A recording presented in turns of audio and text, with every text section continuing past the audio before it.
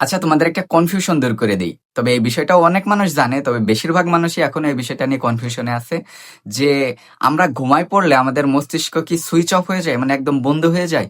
তো এটা একদম সিম্পল একটা উদাহরণ দিয়ে বোঝায় যে আমরা যখন আমাদের পিসিকে আপডেট দেই, তখন একটা রিস্টার্ট নেয়। আপডেট হওয়ার পরে একটা রিস্টার্ট নেয়।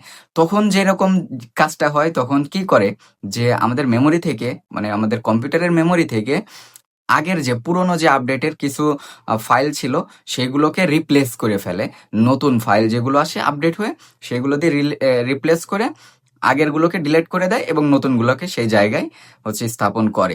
তারপরে একটা উইন্ডোজ আপডেট হয়। আমাদের মস্তিষ্কই একইভাবে আমাদের পুরনো থট, পুরনো চিন্তা ভাবনার পরে যে আমাদের নতুন থট আসছে, নতুন চিন্তা ভাবনা আসছে, সেইগুলো দিয়ে আগেরগুলোকে রিপ্লেস করে।